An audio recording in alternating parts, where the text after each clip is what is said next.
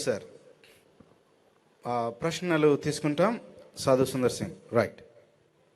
Brother Vinay గారు. Yes sir, నా పేరు వినయ్. నా డౌట్ ఏంటంటే, కొంతమంది మేరీ మాతను దేవతగా కొలుస్తున్నారు, కొంతమంది సబ్జెక్ట్ రిలేటెడ్గా ఉండాలి క్వశ్చన్. లేదు సార్. Right, okay. కొంతమంది ఏమంటే తండ్రి, కుమార, పరిశుద్ధాత్ముడు త్రియేక దేవుడు, ఒకే దేవుడు కొంతమంది అంటున్నారు. కొంతమంది తండ్రి వేరు, కుమారుడు వేరు, పరిశుద్ధాత్ముడు వేరు కొంతమంది అంటున్నారు. ఇంకోటి ఏంటంటే, మనలోనే కొంతమంది పెంతుకోస్తు అని, కొంతమంది లోతరన్స్ అని. ప్రశ్న సందేశం ఇస్తున్నావు. లేదు సార్, నా డౌట్ సార్ 3 రకాలుగా ఉన్నాయి సార్. లేదు, ఒక్క ప్రశ్నను పేపర్లో రాసుకో. నెక్స్ట్ ఇంకెవరున్నారు చూడండి, పేపర్లో రాసుకో ఈలోపు. Right, okay. దానికి క్లుప్తంగా సార్కి అర్థమైపోయింది, చెప్తారు. సహోదరుడికి ఉన్న ప్రశ్న ఏంటి అని అంటే, బైబిల్ చదివే బైబిల్ అంతా ఒకటే, కానీ దేవుణ్ణి అర్థం చేసుకునే వాళ్ళు కొందరు ఒక దేవుడు అని అంటున్నారు, కొందరు ముగ్గురు వేరు వేరు దేవుళ్ళు అని అంటున్నారు, కొందరు దేవునికి తోడుగా మరియా లాంటి వారిని కూడా దేవతలుగా చేసుకుంటున్నారు. ఏది సత్యం అన్నది మీ ప్రశ్న. Correct, thank you brother. కూర్చోండి. దేవుని వాక్యమైనటువంటి బైబిల్ గ్రంథము, పరిశుద్ధ బైబిల్ గ్రంథం ఏం చెప్తోంది అని అంటే, దేవుడు తన్ను తాను అద్వితీయుడు అని ప్రకటించుకున్నాడు. ఇది ద్వితీయోపదేశ కాండము 6వ అధ్యాయంలో మనం చూస్తాం. షమా ఇస్రాయేల్ యాహ్వే ఎలోహిను యాహ్వే ఎఖాద్ అన్నటువంటి వచనాన్ని మనం చూస్తాం హెబ్రూ భాషలో. దీని అర్థం ఏంటి అని అంటే, ఇశ్రాయేలు వినుము, నీ దేవుడైన యెహోవా అద్వితీయుడగు యెహోవా అని ఉంటుంది. అద్వితీయుడు అన్నటువంటి మాటకు అక్కడ వాడిన పదము ఎఖాద్ అన్న పదము. ఎఖాద్ అన్న పదము ముస్లిం సముదాయంలో దీన్ని ఎలా అన్నారు అనంటే, హుల్వు అల్లాహు అహద్ అని అన్నారు, అల్లాహు సమద్ అని అన్నారు. కులువు అల్లాహు అహద్ అంటే అర్థం ఏమిటి అని అంటే, అల్లాహ్ ఒక్కడే అని చెప్పు అని అంటున్నారు. అయితే అహద్ అన్న పదము ఏ విధంగా అయితే ఖురాన్ భాషలో జబర్దస్తిగా కేవలము సంఖ్యాపరమైన ఒకటి అని చెప్పే ప్రయత్నం చేశారో స్కాలర్స్, అలా కాకుండా ఒరిజినల్గా కొందరిలో ఒకరు, అందరిలో ఒకరు, ముగ్గురిలో ఒకడు, 15 మందిలో ఒకడు అన్నట్లుగా వాడినటువంటి సందర్భాలు చాలా ఖురాన్లో ఉన్నాయి. కాబట్టి బైబిల్ గ్రంథంలో ఉన్నటువంటి ఎహాద్ అన్నటువంటి పదము కేవలము అందరిలో ఒకడు, కొందరిలో ఒకడు కాదు. ఆయన ఒక దేవుడు, కానీ ఆయనను పోలిన వారు ఇంకొకరు లేరు అని చెప్పే విధంగా, బహుళత్వాన్ని చాటే విధంగా, ఆయన సంఖ్యాపరమైన ఒకటి కాదు, ఆయన బహుళత్వము కలిగినటువంటి అద్వితీయ సత్య దేవుడు అని చెప్పే విధంగా దేవుని వాక్యము ఆ మాటను చెప్పింది. అయితే ఇప్పుడున్నటువంటి సమస్య ఏమిటి అని అంటే, కొందరు బహుళత్వం ఉన్నటువంటి దేవుడు అనంటే నా ఉద్దేశం ఏమిటి అని అంటే, తండ్రి, కుమార, పరిశుద్ధాత్మలుగా ఆయన తన్ను తాను బయలుపరుచుకున్నాడు అన్నది. అయితే ఇప్పుడున్నటువంటి సమస్య ఏమిటి అంటే, కొందరు మరియను దేవుడు అని అంటున్నారు అని మీరు అంటున్నారు. ఎవరంటున్నారు? రోమన్ క్యాథలిక్లు మరియను దేవుడు అని అనరు, మరియను దేవుని తల్లి అని అంటారు. అంటే దేవుణ్ణి ఆమె గర్భములో మోసి కనింది కాబట్టి దేవునికి మనకు మధ్యవర్తిగా ఆమె ఉండొచ్చు అన్నటువంటి క్యాటకిజం వాళ్ళు రాసుకున్నారు. అంతేకాని ఆమెను దేవుడు అని వాళ్ళు అనరు. అంటే మరియ సృష్టికర్త అని రోమన్ క్యాథలిక్స్ అనరు. ఇది తెలియక ఖురానులో కొంతమంది ఏమంటున్నారు అనంటే, మీరు మరియను కూడా యేసుకు ప్రతిగా, యేసుకు సహచరిగా, దేవతగా మీరు కొలుస్తున్నారు అని మనకు నీతులు చెప్పొచ్చారు. ఎవరు కొలవరు. రోమన్ క్యాథలిక్లు కూడా మరియను దేవుడు అని అనరు.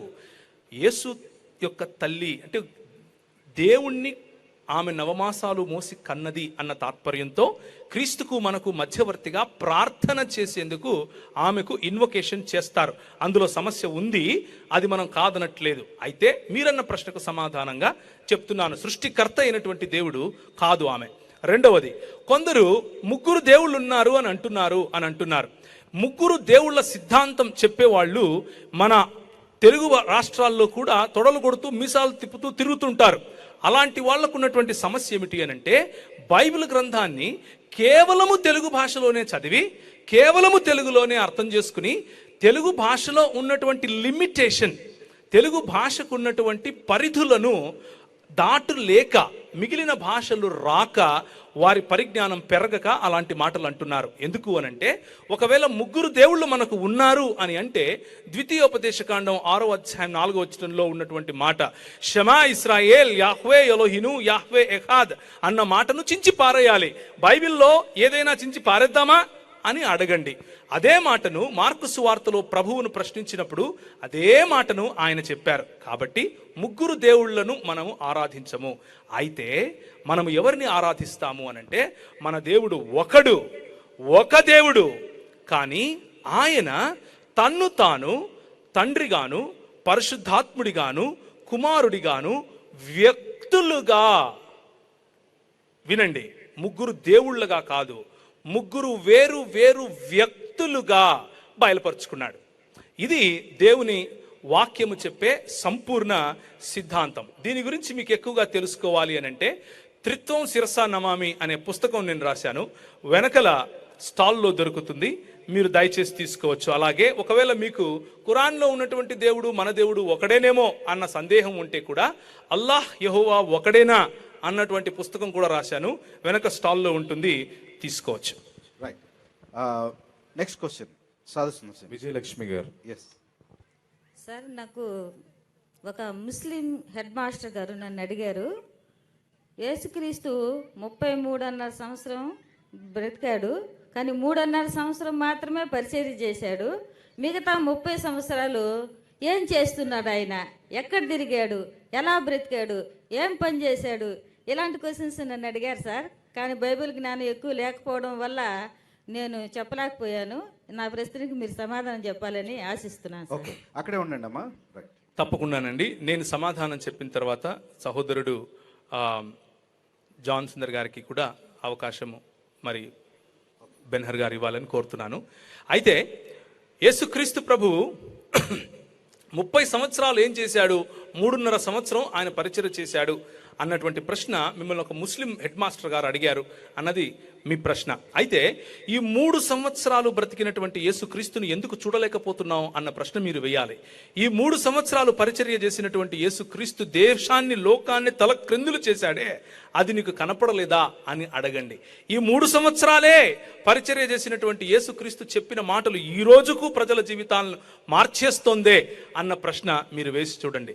ఈ 3 సంవత్సరాల్లోనే యేసుక్రీస్తు 130కి పైగా కేవలం యూదులనే నోబెల్ పురస్కార గ్రహీతలుగా, కొన్ని 100లకు పైగా క్రైస్తవులను నోబెల్ పురస్కార గ్రహీతలుగా చేయగలిగినటువంటి స్ఫూర్తినిచ్చాడు అనంటే ఆ 3 సంవత్సరాల పరిచర్యకు ఉన్నటువంటి ప్రాధాన్యత ఈ ప్రపంచంలో ఏంటో ఒకసారి తిరిగి ప్రశ్నించండి. ఇకపోతే ఆయన ఏం చేశాడు అన్నటువంటి ప్రశ్నను ఆలోచిస్తే 12 సంవత్సరాల వయసులో ఆయన తన తల్లితో కలిసి దేవాలయానికి వెళ్ళినట్లుగా దేవుని వాక్యం చెబుతోంది. ఆయన తన తల్లితో పాటు దేవాలయానికి వెళ్ళి అక్కడ కూర్చున్నటువంటి శాస్త్రులు, అక్కడ కూర్చున్నటువంటి జ్ఞానులతో మాట్లాడుతూ ఉంటే వాళ్లకు చెమట్లు పట్టాయి. ఎవడు బాబు ఈయన, వడ్రంగి కుమారుడు కాదా, ఏ స్కూల్కి వెళ్ళాడు అని ప్రశ్నించుకున్నారు. 12 సంవత్సరాల వయసులో యేసుక్రీస్తు ప్రతిభ, యేసుక్రీస్తు యొక్క ఘనత అలా ఉండింది. మిగిలిన రోజుల్లో ఆయన తన్ను తాను తగ్గించుకున్న వాడుగా, యేసుక్రీస్తు తన దేవత్వాన్ని విడిచిపెట్టిన వాడుగా కాకుండా దేవత్వపు విలువలను మనమందరము ఉన్నది ఉన్నట్లుగా చూడలేము కనుక ఆయన శరీరధారుడై వచ్చినాడు కనుక ఆయన దేవుని దయేందును మనుష్యుల దయేందును ఎదిగాడు. ఆయన ప్రతి విషయములోనూ లోబడుతూ, ప్రతి విషయంలోనూ తన తల్లిదండ్రులకు లోబడుతూ, తన తల్లిదండ్రులకు సహకారంగా ఉంటూ ఆయన జీవించాడు. అలా ఉన్నాడు కాబట్టే గలిలయ ప్రాంతము, ఆ చుట్టుపక్కల ప్రాంతాలన్నీ చాలా బాగా తెలిసిన వాడుగా ఆయన ఉన్నాడు. కానీ దీన్ని ఏదో ఒక రకంగా ఆర్గ్యుమెంట్ అవుట్ ఆఫ్ సైలెన్స్ అంటారు దీన్ని. అంటే వ్రాయని మాటలు పట్టుకుని ఏదో జరిగిపోయింది అని చెప్పటం. అలా చెప్పటంలోనే కొంతమంది యేసుప్రభు జపాన్ వెళ్ళాడని, కొంతమంది యేసుప్రభు ఇండియా వచ్చాడని, కొంతమంది యేసుప్రభువు ఇక్కడికి వచ్చి బుద్ధిజం నేర్చుకుని వెళ్ళాడని కొన్ని మాటలు చెప్తూ ఉంటారు. ఆయన వచ్చి కాశ్మీర్లో చనిపోయాడు అని కూడా చెప్తూ ఉంటారు. వీటన్నిటికీ హిస్టారికల్ ఎవిడెన్సెస్ అంటే చారిత్రాత్మక రుజువులు ఏవీ లేవు. బైబిల్ గ్రంథము ఒక పెద్ద చారిత్రాత్మక పుస్తకముగా మన ముందు నిలబడి ఉంది. దీనికి పోటీగా ఏ చరిత్ర ఇంతవరకు పుట్టలేదు. దేవునికి స్తోత్రం కలుగును గాక. సార్ ఇప్పుడు ఒక వ్యక్తి చనిపోయిన వెంటనే అతనికి తీర్పు అనేది ఉంటుందా, లేక 2 వారాల అక్కడ తర్వాత ఉంటుందా? ఓకే, సబ్జెక్ట్ అడగండి. సబ్జెక్ట్ సంబంధించిన సబ్జెక్ట్ క్వశ్చన్ అడగండి దయచేసి. తీసుకొచ్చి వేరే క్వశ్చన్ అడుగుతున్నారు సార్. లేదు, సబ్జెక్ట్ అడిగితేనే చెప్పబడుతుంది. Right, next. Praise the Lord brother. బైబిల్లో యెహోవా, ఖురాన్లో అల్లా ఒకరేనా? వీరు ఒకరే అయితే మహమ్మద్ ప్రవక్త గురించి మనకెందుకు బైబిల్లో కూడా తెలియబడలేదు? ఓకే, అల్లా గురించి ఎందుకు తెలియజేయబడలేదు అని అంటున్నారా? ఓకే, అక్క అడిగిన ప్రశ్న ఏంటి అని అంటే, మరి మనం నమ్మే బైబిల్లో ఉన్నటువంటి దేవుడు ఎవరైతే తను తాను యెహోవాగా పరిచయం చేసుకున్నాడో, నేను అబ్రహాము దేవుణ్ణి, ఇస్సాకు దేవుణ్ణి, యాకోబు దేవుణ్ణి అన్న తన ఐడెంటిటీని చెప్పాడో, అంటే నేను ఇస్రాయేలుకు దేవుణ్ణి అని చెప్పిన దేవుడు, మరి ఖురాన్లో చెప్పినటువంటి అల్లాహ్ ఒకరేనా అన్నది మీ ప్రశ్న. ఒకవేళ ఒకరే అయితే బైబిల్లో మరి ముహమ్మద్ గారి యొక్క పరిచయం ఎందుకు లేదు అన్నది మీ ప్రశ్న. కాబట్టి దీన్ని స్పష్టంగా మీరు అడిగిన ప్రశ్నలోనే సమాధానం ఉంది. అదేంటి అంటే, వీరిరువురు ఒకరు కాదు కాబట్టే బైబిల్లో ముహమ్మద్ గారి యొక్క ప్రవచనం ఒకటి లేదు అని మీరు అర్థం చేసుకోవాలి. మొట్టమొదటి విషయం, వారు ఉంది అని చెప్పటానికి నానా కష్టాలు పడి యోహాను సువార్త 14వ అధ్యాయము, యోహాను సువార్త 16వ అధ్యాయంలో పరిశుద్ధాత్ముని గురించినటువంటి మాటలు ఏవైతే ఉన్నాయో అవి తీసుకుని, ఆయన మీతో ఉండును, ఆయన మీలో ఉండును, మిమ్మును సర్వసత్యములోనికి నడిపించును అన్నటువంటి మాటలను ముహమ్మద్ గారికి ఆపాదిస్తూ చెబుతూ ఉంటారు. అయితే ఇప్పుడు ముహమ్మద్ గారు మనలో ఉన్నారా అని అడిగితే క్రైస్తవులు ఏం చెప్తారు? లేరు అని చెప్తారు. మొట్టమొదటి విషయం. రెండో విషయం, ఆ మాట చెప్పింది ఎవరికి అని అంటే 12 మంది శిష్యులకు. ముహమ్మద్ గారు వచ్చింది ఎప్పుడు? 12 మంది శిష్యులు కాదు, వారి పిల్లల పిల్లల పిల్లల పిల్లల పిల్లలు చనిపోయిన తర్వాత 600 చిల్లర సంవత్సరాలకు వచ్చారు. అంటే దేవుడు చెప్పినటువంటి మిమ్మల్ని సర్వసత్యంలోకి నడిపిస్తాడు అని శిష్యులకు చెప్తూ ఉంటే, శిష్యులు సర్వసత్యంలో నడిపించకుండానే చనిపోయారా ఇప్పుడు దాని అర్థం? కాబట్టి ఆయన ముహమ్మద్ గారు కాదు అని అర్థమైపోతా ఉంది. చివరిగా ద్వితీయోపదేశ కాండంలో నీ వంటి ప్రవక్తను ఒకటి నేను లేపుతాను అని మోషేకి చెప్పిన మాటలను కూడా తీసుకుని వచ్చి ముహమ్మద్ గారికి ఆపాదించే ప్రయత్నం చేస్తూ ఉంటారు. అయితే అదే ద్వితీయోపదేశ కాండం ఆఖరి అధ్యాయం ఆఖరి వచనాల్లో ఏముంటుంది అని అంటే, దేవుణ్ణి ఒక స్నేహితుడిలాగా చూస్తూ మాట్లాడినటువంటి మోషే వంటి ప్రవక్త, జనులందరి ముందు సూచక క్రియలు అద్భుత కార్యాలు చేసినటువంటి మోషే వంటి ప్రవక్త ఒక్కడును లేడు అని దేవుడు స్వయంగా సర్టిఫికేట్ ఇస్తున్నాడు. ముహమ్మద్ గారు దేవుణ్ణి చూశారా అన్నది మొదటి ప్రశ్న. తన భార్య అయినటువంటి ఆయిషా గారు ఏమంటారు అంటే, సహీ అల్ బుఖారీ ఇదొక పుస్తకము. ఖురాన్ అన్నది సెల్ఫ్ ఎక్స్ప్లనేటరీ కాదు. దాంట్లో ఏం చదివినా కానీ దాని అర్థము తఫ్సీర్ అంటే దానికి వివరణగా ఉన్నటువంటి వ్యాఖ్యానంలో దానికి సపోర్టివ్గా ఉన్నటువంటి పుస్తకాలలో నుంచి, అహదీసుల్లో నుంచి తీసుకున్నటువంటి సారాంశం. అందుకే ఆ పుస్తకాల పేర్లు మాత్రమే చెప్తున్నాను. అందులో ఏముంటుంది అని అంటే, ఎవరైనా ముహమ్మద్ గారు అల్లాహ్ను చూశారు అని అంటే వాడు ఒక అబద్ధికుడు అని చెప్తా ఉంది. కాబట్టి ముహమ్మద్ గారు అల్లాహ్ను చూడలేదు అని చెప్తున్నాం. నంబర్ 1. నంబర్ 2, ముహమ్మద్ గారు ఏనాడైనా సూచక క్రియలు అద్భుత కార్యాలు అందరూ చూస్తూ ఉండగా చేశారా అని అంటే, సహీ ముస్లిం ఆయన ఎప్పుడూ అలా చేయలేదు అని చెబుతూనే ఒక పక్క మొదటి పేజీలో ఏవో కొన్ని ఆయన చేతుల్లో నుంచి సెంట్ వచ్చింది, ఆయన తాకుతే ఆయన చేయి పెట్టి ఉండి చేయి తీసేస్తే చెట్టు ఏడ్చింది, ఇలాంటి మాటలు రాశారు. దానికి రుజువులు ఏమైనా ఉన్నాయా అంటే అవి సహీ హదీసులుగా గుర్తించటానికి కష్టంగా ఉంది. కాబట్టి ముహమ్మద్ గారు బైబిల్లో లేరక్క. నంబర్ 1. ఇక ఆఖరి ఒక స్టేట్మెంట్ ఇచ్చి ముగిస్తాను. మన దేవుడు మోసపుచ్చే దేవుడు కాదు. ఖురాన్లో ఉన్న దేవుడు నేను మోసగించేవాణ్ణి అని స్వయంగా చెప్పుకున్నాడు. మన దేవుడు గర్విష్టి కాదు. ఖురాన్లో ఉన్న దేవుడు అల్ ముతకబీర్ అని తను తాను గర్విష్టిగా చెప్పుకున్నాడు.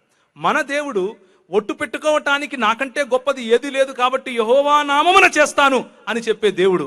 కానీ ఖురాన్లో వాళ్ళు రాసుకున్నటువంటి దేవుడు చెట్టు మీద, పుట్ట మీద, నీ మీద కూడా ఒట్టు పెట్టుకుంటాడు అవసరమైతే. కాబట్టి ఆ దేవునికి మనకు సంబంధం ఉందా అని మీరు ఆలోచించాలి.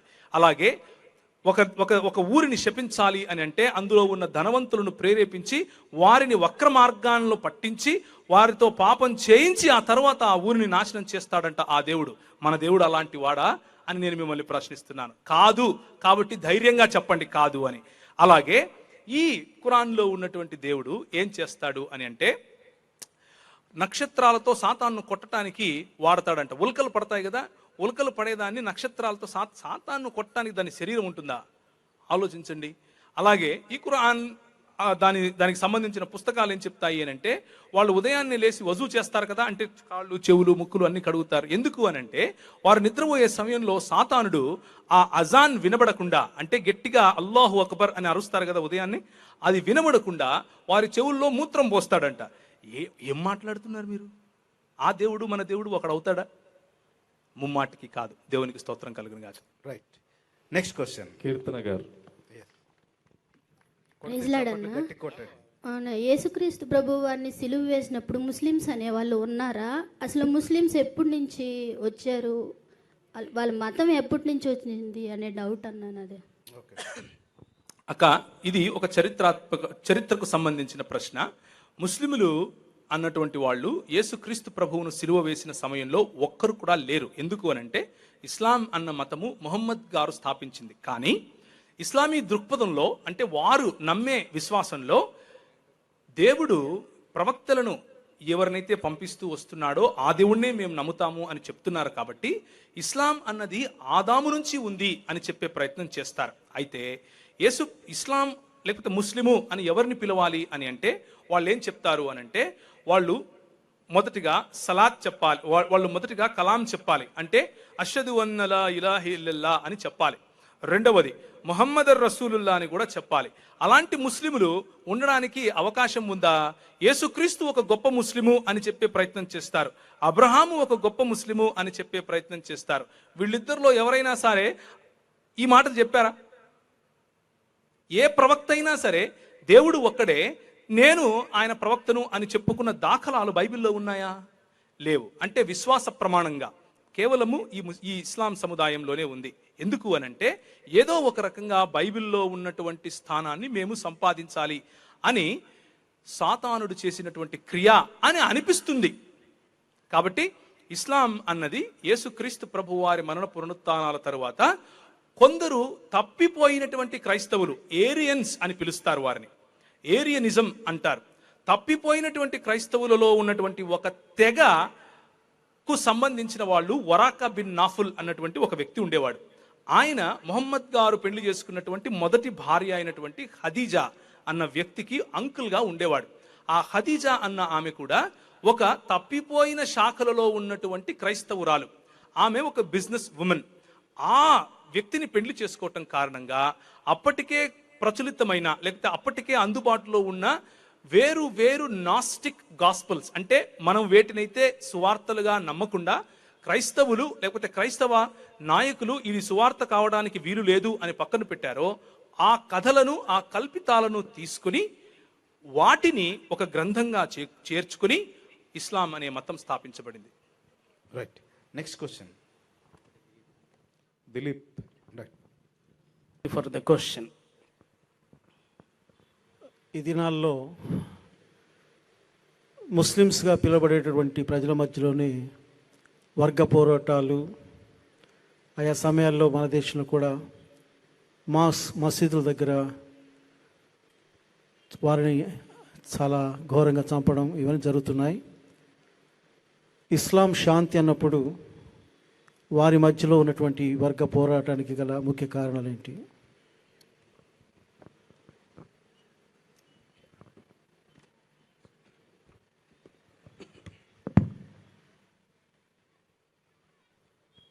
చక్కటి ప్రశ్న అయ్యగారు వేశారు. ఏంటి అనంటే, ఇస్లాం అన్న పదంలో శాంతి ఉంది కదా, సలాం అన్న పదానికి అర్థము శాంతి, సమాధానము. అయితే మరి వారి మధ్యలో ఉన్నటువంటి వర్గ పోరాటం ఎందుకు జరుగుతూ ఉంది? వారెందుకు ఒకరిని ఒకరు చంపుకుని చచ్చిపోతున్నారు?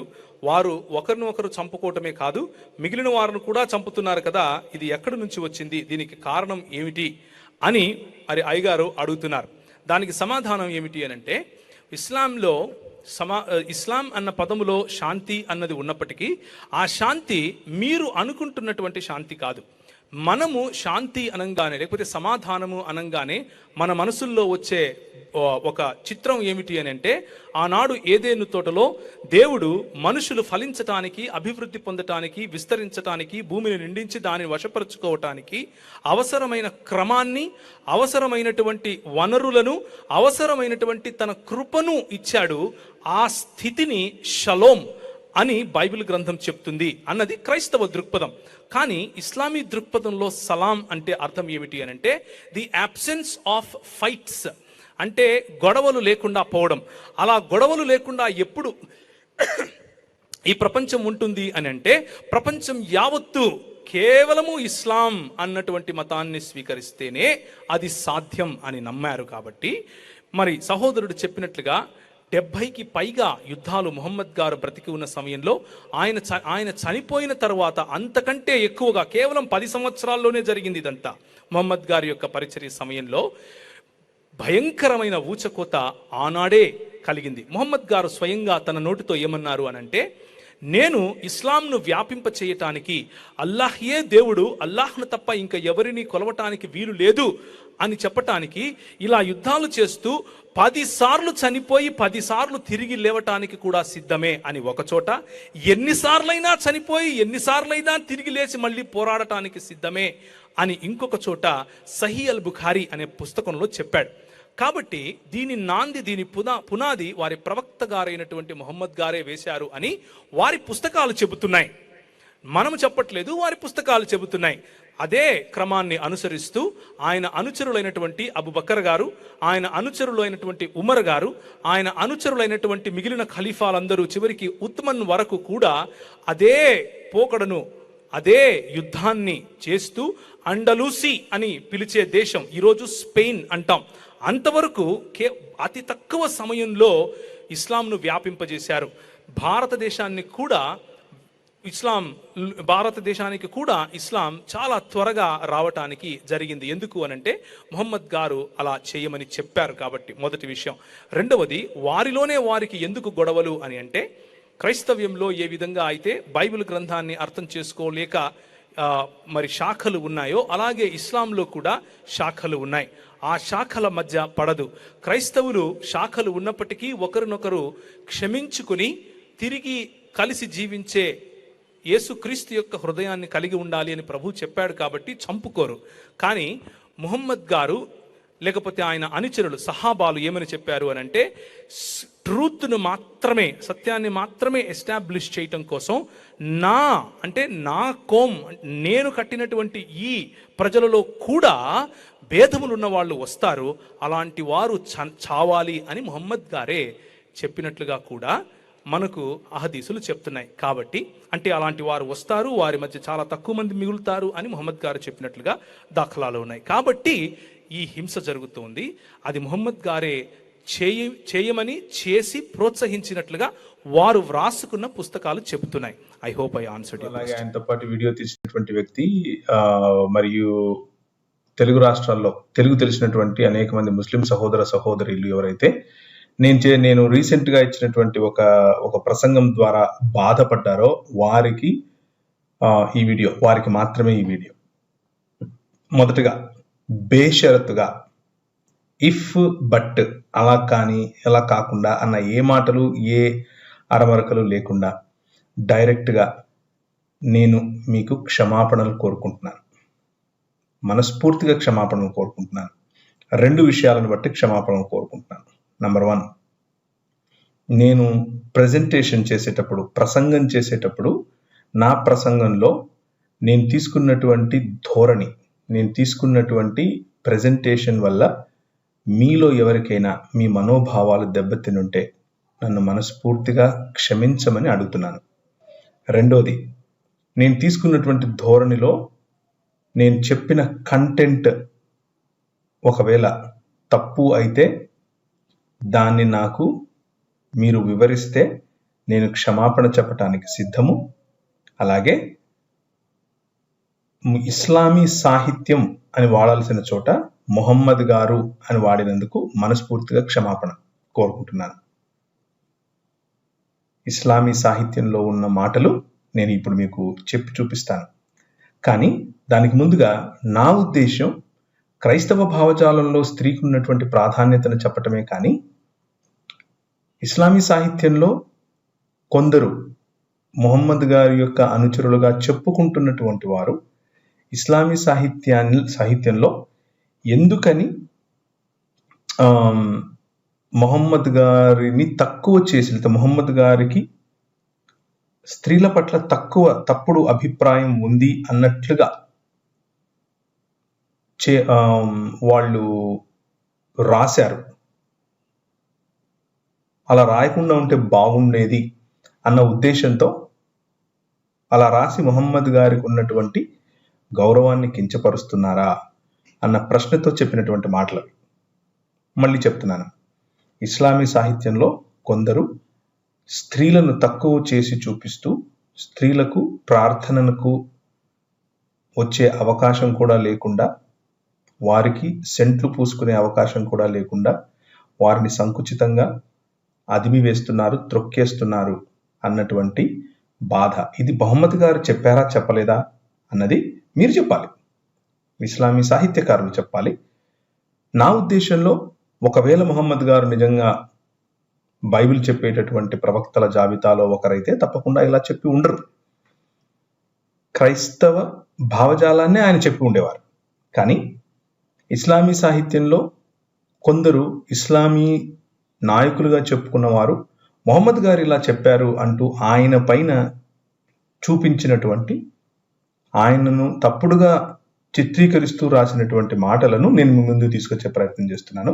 ఒకసారి దయచేసి గమనించండి. స్క్రీన్ మీద మీకు కనిపిస్తుంది, ఇది నేను కనిపెట్టినటువంటి వెబ్సైట్ ఏమీ కాదు. ఈ వెబ్సైట్లో ఉన్నటువంటి అహదీసులను నేను అదే పనిగా మళ్ళీ నా దగ్గర ఉన్న హార్డ్ కాపీస్తో వెరిఫై చేసి చూశాను. ఇవన్నీ కూడా వీళ్ళు రాసినట్లుగానే అహదీసులలో ఉన్నాయి. Women's prayer at home is more rewarding, అంటే స్త్రీలు ఇంట్లో ప్రార్థనలు చేసుకుంటేనే మంచిది, వాళ్ళు మసీదుల్లోకి రాకుండా ఇళ్లలో చేసుకుంటేనే మంచిది అని చెప్తూ రాసినటువంటి దాని గురించినటువంటి అహదీసులు. హదీసు అని అంటే ఏంటో ఇస్లామీ ఉమ్మకు తెలుసు, మిగిలిన వాళ్ళ కోసం హదీసులు అని అంటే ఖురాన్లో మొహమ్మద్ గారి ద్వారా రాయబడినటువంటి మాటలకు వ్యాఖ్యానమిస్తూ మొహమ్మద్ గారే వివరించినట్లుగా చెప్పుకుంటూ రాసినటువంటి పుస్తకాలు. మొహమ్మద్ గారి యొక్క దిశానిర్దేశం, లేకపోతే మొహమ్మద్ గారు ఎలాంటి ప్రాక్టీసెస్ చేశారో వాటిని నమోదు చేశాము అంటూ చెబుతూ రాసినటువంటి కొన్ని గాథలు, కథలు, సూక్తులు వగైరా వగైరా. అయితే అబ్దుల్లా ఇబ్న్ ఉమర్ గారు ఏమంటున్నారు అని అంటే, అల్లా గారి యొక్క మెసెంజర్ అయినటువంటి మొహమ్మద్ గారు అంటున్నారు ఉమర్తో, do not prevent your women from going to the mosque yet. మీరు మీ భార్యలను మసీదులకు వెళ్ళడం ఆపకండి, కానీ yet praying at their home is the more rewarding thing for them. వాళ్ళ ఇళ్లలో కనుక వాళ్ళు ప్రార్థన చేసుకుంటే అంతకంటే గొప్ప ఇంకేది లేదు, అదే వాళ్ళకి మంచిది అని చెప్తున్నారు. ఎందుకు, ఏం జరిగిందని ఇలా చెప్తున్నారు అని కనుక ఆలోచిస్తే, వాళ్ళలో ఉన్నటువంటి ఒక స్కాలర్ గారు ఈ విధంగా చెప్తున్నారు. The reason why their prayer at home is more rewarding is that they are safe from temptation. వారికి ఉన్నటువంటి టెంప్టేషన్స్, శారీరక అభిలాషలు, ఆకర్షణల నుంచి వారు తప్పింపబడతారు. This is more confirmed after the change that occurred in women's dress. వారు డ్రెస్సులు వేసుకోవడంలో మార్పులు వచ్చిన తర్వాత they began dressing improperly and adorning themselves when going out. బయటకు వెళ్ళేటప్పుడు వాళ్ళను వాళ్ళు చాలా అందంగా తయారు చేసుకుంటూ అందంగా కనిపించేట్లుగా డ్రెస్సులు వేసుకుంటున్నారు. కాబట్టి అందుకనే ఆయిషా గారు అంటున్నారు, this is why Aisha said after the death of the prophet, Muhammad గారి యొక్క మరణం తర్వాత, that had the prophet of Allah sallallahu alaihi wasallam seen how women had changed, he sallallahu alaihi wasallam would have forbidden them from going out to the mosque. ఒకవేళ ఇలా జరుగుతుంది, ఇలా గనక మొహమ్మద్ గారు కనుక చూసింటే వాళ్ళను నిజానికి మొహమ్మద్ గారు అనుమతించే వారే కాదు. నేను నా వీడియోలో చెప్పింది ఇదే. కాకపోతే నేను పురుషుల కోణంలో నుంచి చెప్పాను, ఆయిషా గారు స్త్రీల కోణంలో నుంచి, మరియు పురుషులను ఏ విధంగా అట్రాక్ట్ చేస్తున్నారు, పురుషులను ఏ విధంగా ప్రార్థనా సమయంలో వారి వైపుకు ఆకర్షించుకుంటున్నారు అన్న విషయాన్ని చెప్పారు. నేను అదే చెప్పాను. నేనేం నా సొంతంగా చెప్పలేదు. ఇది నేను చెప్పింది తప్పు అయితే ఆయిషా గారు చెప్పింది తప్పు అవ్వాలి. నేను చెప్పింది తప్పు అయితే ఆయిషా గారు చెప్పారు అనుకుని రాస్తున్నటువంటి ఇస్లామీ స్కాలర్లు తప్పవ్వాలి, నేను కాదు. నేను చెప్పింది తప్పైతే ఉమర్ గారు తప్పవ్వాలి. నేను చెప్పింది తప్పైతే ముహమ్మద్ గారు ఇలా చెప్పారు అనుకుంటూ రాస్తున్నటువంటి హదీసులు తప్పవ్వాలి. దయచేసి ఆలోచించండి. నాకేమీ ఇబ్బంది, నాకు ఏ ప్రాబ్లం లేదు. అది కూడా నేను ఒక కాంటెక్స్ట్లో చెప్పాను. ఏంటా కాంటెక్స్ట్? సెంటు పూసుకోవడం, సెంటు గురించినటువంటి కాంటెక్స్ట్లో చెప్పాను. He, peace be upon him, forbade men from preventing women from going to mosque. Same దాంట్లోనే ఉన్నాను, అదే కాంటెక్స్ట్లో ఉన్నాను. He sallallahu alayhi wasallam forbade women from applying perfume when going out. బయటికి వెళ్ళేటప్పుడు మీరు సెంటు కొట్టుకోకండి అని స్త్రీలకు చెప్పినట్లుగా ఎవరు? మొహమ్మద్ గారు. నేను అదే చెప్పాను వీడియోలో. సెంటు కొట్టుకొని వెళ్ళకండి. సెంటు కొట్టుకొని ఎందుకు వెళ్ళకూడదు? ఎక్కడికి వెళ్తారు వాళ్ళు? మసీదులకు వెళ్తారు ప్రార్థనకు, బజారుకు వెళ్తారు, అంతకుమించి ఇంకెక్కడికి వెళ్తారు? ఆ రోజుల్లో ఇంకే పని లేదు. మసీదు బజారు తప్ప వేరే పని లేదు. పురుషులతో వాళ్ళ సొంత భర్తలతో వెళ్ళినా, స్వయంగా వెళ్ళినా మసీదులు, మార్కెట్లు, అంతకుమించి ఉంటాయి. Abu Hurairah, a companion, narrated that Messenger of Allah sallallahu alaihi wasallam said, "Do not prevent your women going to the mosque, but let them not perfume." వాళ్ళ మసీదులు పోనీయండి, కానీ సెంటు కొట్టుకొని పంపించద్దు. నేను ఇదేగా చెప్పాను. నేనేమన్నా కొత్త చెప్పాను? Let them not perfume themselves before going out. మసీదులకు వెళ్ళేటప్పుడు వాళ్ళని ఆపద్దు, కానీ ఒకవేళ వాళ్ళు వెళ్తాము అని అంటే సెంట్లు కొట్టుకొని పంపించద్దు. ఎందుకు అలా సెంటు కొట్టుకొని పంపించకూడదు అని అంటే, అల్-లతీమ్ అబాది, scholar said, they were forbidden from that lest they arouse men by the smell of their perfume. వాళ్ళు కొట్టుకుంటున్నటువంటి పర్ఫ్యూమ్స్ కారణం చేత, సెంటుల కారణం చేత పురుషుల్లో లైంగిక వాంఛలు పెరుగుతున్నాయట. This ruling applies to anything else that would have the same effect that a perfume has in arousing men. పురుషులలో లైంగిక వాంఛలు పెంచేటటువంటి మిగిలిన దేనికైనా సరే ఇదే ప్రిన్సిపల్ అప్లై అవ్వాలి అని చెప్తున్నాను. నేను అదేగా చెప్పింది. నా ప్రెజెంటేషన్లో నేను అదే చెప్పాను. మొహమ్మద్ గారి దగ్గరికి వెళ్ళి, అయ్యా ఏంటి వీళ్ళు ఇలా వస్తున్నారు, వాళ్ళు సెంటు కొట్టుకొని వస్తే మేము అల్లా గారిని చూడాలా, వాళ్ళని చూడాలా అని వాళ్ళు అడుగుతున్నట్లుగా నేను నా ధోరణిలో చెప్పాను. ఆ ధోరణి ఒకవేళ మిమ్మల్ని బాధ కలిగించింటే నన్ను క్షమించండి. నేను మనస్ఫూర్తిగా క్షమాపణలు అడుగుతున్నాను. కానీ దీని గురించి ఏమంటారు? ఇవి నా ఒపీనియన్స్ కావు, ఇవి మొహమ్మద్ గారి ఒపీనియన్. మొహమ్మద్ గారి ఒపీనియన్ అంటూ మీ స్కాలర్స్ రాసినటువంటి పుస్తకాలు, వాటిని మీరు ప్రశ్నించండి.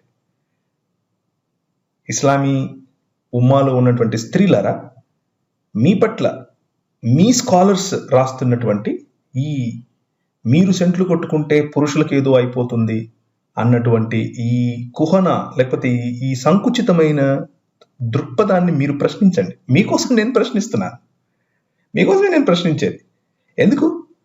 మీరు సెంట్లు కొట్టుకుంటే మాకు లైంగిక వాంఛలు కలగడం ఏంటి? మేము సెంట్లు కొట్టుకుంటే మీకు కలగదా? మేము సెంట్లు కొట్టుకొని వెళ్ళకూడదా? వెళ్ళొచ్చా? గుళ్ళకు, గోపురాలకు, మసీదులకు? ఎందుకు? వై దిస్ డబుల్ స్టాండర్డ్ అనేది నా ప్రశ్న. నేను అక్కడ చెప్తున్నటువంటి నా ప్రశ్న ఇదే. Zainab, the wife of Abdullah ibn Masud, narrated that the messenger of Allah sallallahu alaihi wasallam said to us, when any one of you come to the mosque, she should not apply perfume. ఇదేగా ఈ context లోనే నేను చెప్పాను. మళ్ళీ నా video చూడండి. Scent పూసుకుని మసీదుకి వెళ్ళొద్దు. మొహమ్మద్ గారికి ఇష్టమైనటువంటివి ఏవి ఆయనే చెప్పారు. ఈ లోకంలో నాకు 3 ఇష్టం. ఒకటి స్త్రీలు, రెండవది సెంటు, మూడవది మేక మాంసం.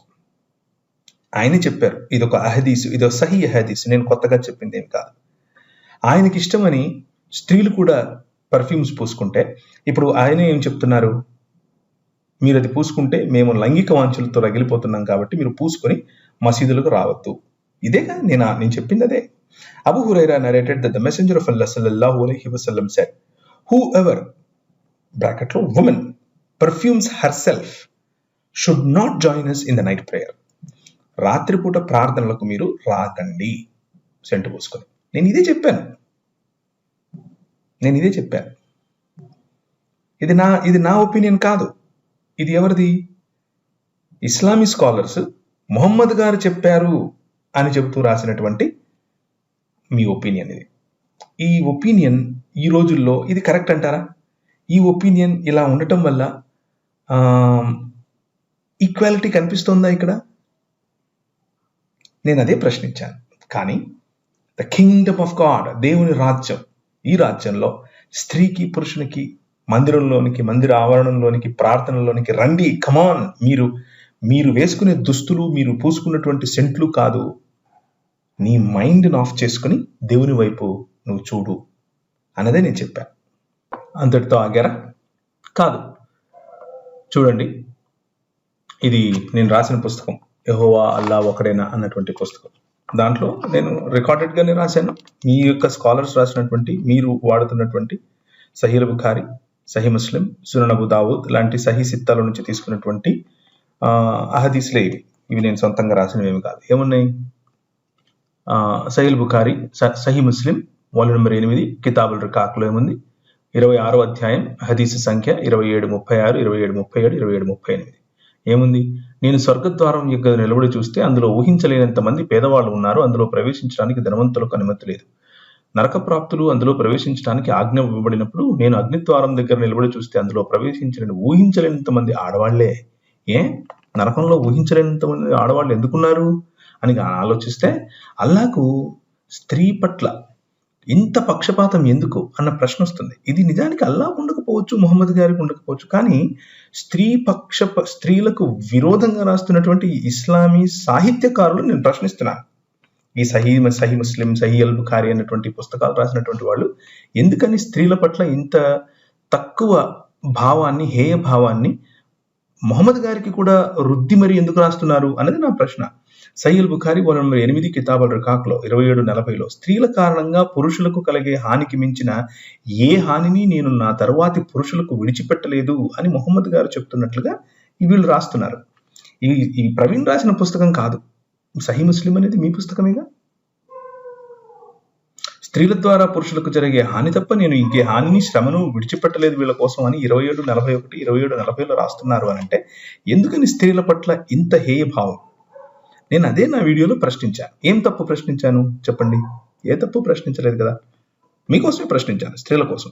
అంత మాత్రమేనా? అలా కాదు. ఇక్కడ చూడండి స్క్రీన్ మీద, సహీల్ Bukhari volume number 1 book number 9 number 490. ఇది ఆన్లైన్ ఎడిషన్, ఇది హార్డ్ కోర్ ఎడిషన్ కాదు. ఇది హార్డ్ కోర్ ఎడిషన్ లో వేరే నెంబర్ ఉంది. దీనికి ఏముంది ఇక్కడ? Prayer is annulled by dog, a donkey and a woman. మీరు చేసిన ప్రార్థనలు దేవుని దగ్గరికి పోకుండా ఆగిపోవాలి అని అంటే మీ ముందు ఒక నలకొక్క వెళ్ళినా, ఒక గాడిద వెళ్ళినా, ఒక స్త్రీ వెళ్ళినా ఆగిపోతాయి. అందుకని వీళ్ళని మసీదులోకి రానిద్దంటున్నారు అంటున్నాను. మీ ఎదురుగా మసీదులో స్త్రీ ఉంటే మీరు చేసిన ప్రార్థన వెళ్ళదని కదా అర్థం. ఇది లాజికల్ ఇంప్లికేషన్ చెప్పాను. మీరు మీ పుస్తకాలే, నా పుస్తకం కాదు. The messenger of Allah, may peace be upon him, said when any one of you stands for prayer and there is a thing before him equal to the back of a saddle that covers him, and in case there is not before him an equal to the back of a saddle, his prayer would be cut off by an ass, a woman or a black dog. ఆ ప్రార్థనలు పోవు అల్లా దగ్గరికి అని ఆయన చెప్తున్నారు. మీ ఎదురుగా గనక ఆ స్త్రీ నిలబడుకుని ఉంటే, ఒక స్త్రీ నిలబడుకుని ఉంటే మీరు చేసినటువంటి ప్రార్థనలు పోవు అల్లాహ్ దగ్గరికి అని ఆయన చెప్తూ ఉంటే, ఇప్పుడు మళ్ళీ ఇప్పుడు నేను చెప్పిన అదేదో నేనేదో తప్పు చేశాను నా మీద అనడం వల్ల ఏం లాభం? ఇది మొహమ్మద్ గారి యొక్క ఆలోచన విధానం అని మీ స్కాలర్స్ రాశారు. నా వరకు నేను మొహమ్మద్ గారు ఇలా అనుకుని ఉండరేమో అనుకుంటున్నాను. ఎందుకు అనంటే అప్పటికీ క్రైస్తవ భావజాలం ప్రబలి ఉంది కాబట్టి, యేసుక్రీస్తును ఎరిగి ఉన్నారు అని మీరే చెప్తున్నారు కాబట్టి, బైబిల్ను చదివి ఉన్నారు అని మీరే చెప్తున్నారు కాబట్టి ఇలాంటి ఆలోచనలు ఆయనకు బహుశా ఉండేవి కాకపోవచ్చు. కానీ మీ స్కాలర్స్ ప్రత్యేకంగా ఎందుకని స్త్రీలను ఇలా తగ్గించటం కోసం పుస్తకాలు రాసి మరీ ప్రజలకు చెప్తున్నారు. అదంట, ఒక ఆమెను పెళ్లి చేసుకుంటే, స్త్రీని తెచ్చుకుంటే ఎలా ప్రార్థన చేయాలంట? The profit said, if one of you marries a woman or buys a slave, he should say, "O Allah, I ask thee for the good in her, and in the disposition thou hast given her. I take refuge in thee from the evil in her, and the disposition thou hast given her." ఆమెలో ఒక evil ఉంటుంది, చెడు ఉంటుంది, దాని నుంచి నన్ను రక్షించు అని చెప్తారా? ఎందుకుంటుంది స్త్రీలలో ఈవిల్. ఇది ఇది ఏం భావజాలం ఇది? ఎక్కడి నుంచి వచ్చింది ఈ భావజాలం అని నేను ప్రశ్నిస్తున్నాను. అది నేను కావాలని ప్రశ్నించింది ఏం కాదు కదా. సో ఇంకొక మాట, సహీహుల్ Bukhari vol number 1 book number 12 number 824 ఏమనంది? The prophet said, if your women ask permission to go to the mosque in the night, allow them. కానీ బట్ ఇంతవరకు నేను చేసినట్టు సెంటు పూసుకోవద్దు. బట్ ఇంట్లోనే ప్రార్థన చేసుకుంటే ఇంకా మంచిది. బట్ అవతలి వారిని టెంప్ట్ చేసే విధంగా, వారికి అల్యూర్మెంట్ ఇచ్చే విధంగా దుస్తులు కానీ, వాళ్ళకి అల్యూర్మెంట్ ఇచ్చే విధంగా సెంట్లు కానీ, వాళ్ళకి అల్యూర్మెంట్ ఇచ్చే విధంగా ఎలాంటి అది చేయకుండా వెళ్ళేట్లుగా వెళితే వెళ్ళు, కానీ వెళ్లకుండా ఇంట్లో ఉంటేనే మంచిది. ఇది ఏం లాంగ్వేజ్ ఇది? ఇలా చెప్పటం వల్ల మనం ఏం చెప్పాలనుకుంటున్నాం? స్త్రీ జాతికి మిమ్మల్ని మేము కంట్రోల్ చేస్తున్నాం అనేగా చెప్తున్నాం. సో ఇదే నేను చెప్పాను. చివరిగా ముస్లిం సమాజం మొత్తానికి కూడా మరొకసారి నేను క్షమాపణ కోరుకుంటున్నాను. నేను చెప్పిన మాటలు తప్పైతే, నేను చెప్పిన విధానం తప్పైతే, దాని ద్వారా మీ మనోభావాలు దెబ్బతినుంటే నన్ను క్షమించండి. నేను మనస్ఫూర్తిగా కోరుకుంటున్నాను. మిమ్మల్ని బాధపెట్టడం నా ఉద్దేశం కాదు. కానీ నేను చెప్పిన సందేశం ఈ పుస్తకాల్లో లేదా? నేను తీసుకుని వచ్చినటువంటి ఈ సమాచారం మీ పుస్తకాలలో నుంచి కాకుండా నేను సొంతంగా చెప్పాను. మీ పుస్తకాల్లో నా మాటలు నా మాటలా, లేక ఇస్లామీ సాహిత్యానికి చెందిన మాటలా? ఇవే నేను ప్రశ్నిస్తున్నాను. ఒకవేళ ఇస్లామీ సాహిత్యానికి చెందిన మాటలైతే మీరు సమాధానం చెప్పండి. స్త్రీలను ఈ విధంగా ఇప్పుడు మీరు ట్రీట్ చేస్తారా? సభ్య సమాజంలో స్త్రీలను నువ్వు సెంటు పూసుకోవద్దు, నువ్వు ఈ బట్టలు వేసుకోవద్దు, నువ్వు ఆ బట్టలు వేసుకోవద్దు, నువ్వు మందిరంలోకి రావద్దు, నువ్వు మాస్కులకి రావద్దు, నిన్ను చూస్తే నేను టెంప్ట్ అవుతున్నాను, ఇవి చెప్దామా? ఇవి మొహమ్మద్ గారి యొక్క ఆలోచనలా? అవి మీరు ఒప్పుకుంటారా? బహుశా ఒప్పుకోకపోవచ్చు. మొహమ్మద్ గారు విశాలమైనటువంటి ఆలోచన విధానం కలిగి ఉన్నారు అని నేను కూడా అనుకుంటున్నాను. ఎందుకంటే అప్పటికే ఆయన క్రైస్తవం యొక్క ఇన్ఫ్లుయెన్స్లో వచ్చుంటారు. ఎందుకంటే మీరే చెప్తున్నారు వచ్చున్నారని. ఒకవేళ అది కాదు, మొహమ్మద్ గారు అలా చెప్పుండకపోవచ్చు అని అంటే ఇప్పుడు ఇది రాసింది ఎవరు? ఎవరిని మీరు ప్రశ్నించాలి? విఘ్నులు. మీరే ఆలోచిస్తారని నమ్ముతూ థ్యాంక్ యూ. పాస్టర్ ప్రవీణ్ గారి మరణం యాక్సిడెంట్ కాదు, అది ఒక హత్య అని అనుమానాలు రేకెత్తించడానికి ప్రధానమైన కొన్ని కారణాలు. మొదటిగా, ప్రవీణ్ గారు మరణించడానికి ముందుగా ఆయన టోల్గేట్కి ముందుగా మొదటి దాడికి గురైనట్లుగా మనం గమనించగలం. కొవ్వూరు టోల్గేట్ దగ్గర ఆయన క్రాస్ అవుతున్నప్పుడు వాహనము ముందు వైపు ధ్వంసమైనటువంటి దృశ్యాన్ని మనం చూడగలం. అదేవిధంగా వాహనాన్ని చిన్నగా జాగ్రత్తగా నడుపుతూ అక్కడ నుండి చాలా వేగంతో ఆయన తప్పించుకునేటువంటి ఒక ప్రయత్నాన్ని చేస్తున్నట్లుగా మనం గమనించగలం. రెండవది, యాక్సిడెంట్కి ముందుగా బైక్ యొక్క ముందు భాగం ధ్వంసమైనట్లుగా మనం చూడగలం. అంటే టోల్ గేట్ దాటడానికి ముందుగానే ఆయన మొదటి దాడికి గురైనట్లుగా చూడగలం. మూడో విషయం, టోల్ గేట్ దాటిన తర్వాత ఒక కారు ఆయన ఢీకొట్టినటువంటి దృశ్యాన్ని మనం చూస్తున్నాం.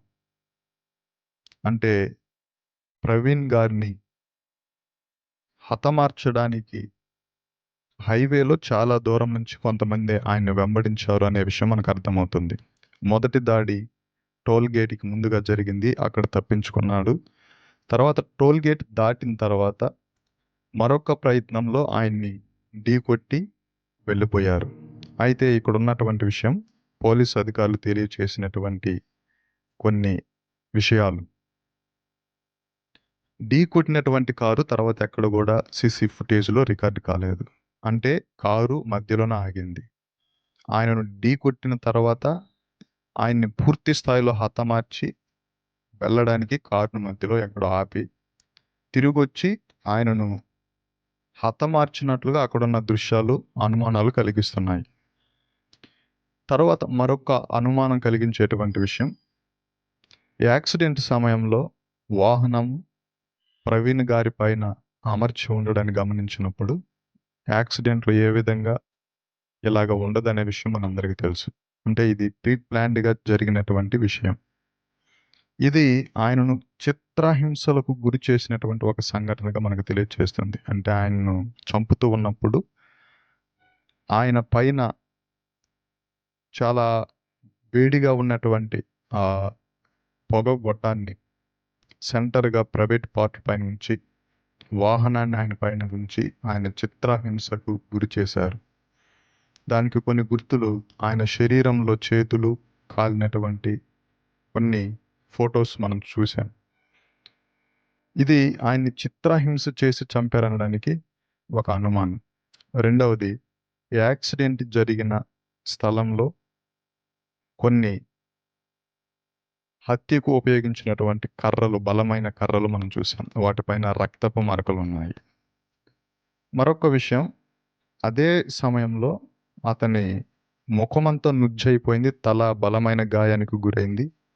కానీ కళ్ళజోడు, మాస్క్ జాగ్రత్తగా తీసి పక్కన పెట్టినటువంటి దృశ్యాన్ని కూడా మనం చూసాం. ముఖమంతా వికారంగా నుజ్జైనా కూడా కళ్ళజోడికి ఏం కాలేదు.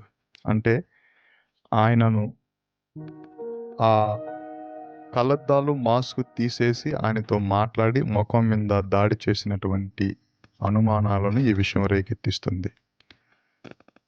తర్వాత వాహనం పైన ఒక్కచోట ఎక్కువ రక్తస్రావం, అంటే ఒక్కసారిగా చిందినటువంటి రక్తం యొక్క స్రావాన్ని వాహనం పైన మనం చూస్తాం. సోషల్ మీడియాలో ఆయన యొక్క కదలికలను కొంతమంది గమనిస్తూ మెసేజ్లు చేసుకున్నటువంటి సందర్భాన్ని మనం చూస్తాం. ఆ తర్వాత ఆయన చనిపోయిన తర్వాత అజయ్ అనేటువంటి పోస్ట్ కూడా సోషల్ మీడియాలో వైరల్ అయింది. ఇవన్నీ ఒకవైపు ఉంటే, అతను చనిపోయిన తర్వాత సోషల్ మీడియాలో సంబరాలు జరిగినటువంటి విషయాన్ని మనం చూసాం.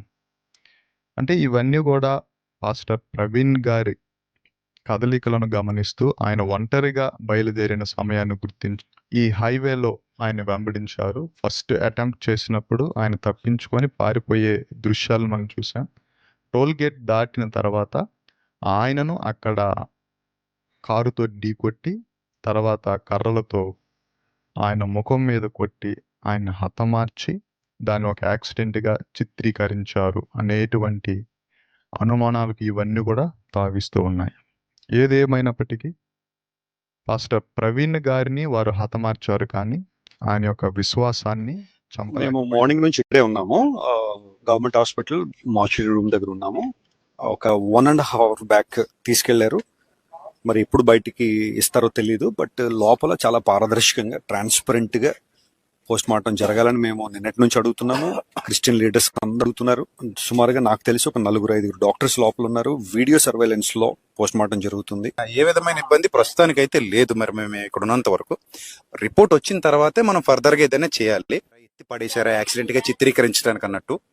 కింద బాడీ పడుంది కదా, బండి ఆయన మీద ఉంది కదా, సో పైనుంచి పడితే అలా ఎందుకు ఉంటది అనే డౌట్ కూడా మా అందరికి వచ్చింది. ఏంటంటే నాన్న, ఇక్కడ ఓపెన్ గా మాట్లాడుకుంటే ఇష్యూ ఎంత పెద్దది అవుద్దని పోలీసులకు కూడా తెలియదు. వాళ్ళు ఏమనుకున్నారంటే ఐడెంటిఫైడ్ బాడీ అనుకున్నారు. ఫస్ట్ ఆయన సాదా సీదా వ్యక్తి అనుకున్నారు. ఆధార్ కార్డు ఇవన్నీ చూశారు. వాళ్ళు సాదా సీదా వ్యక్తి పంపించేశారు.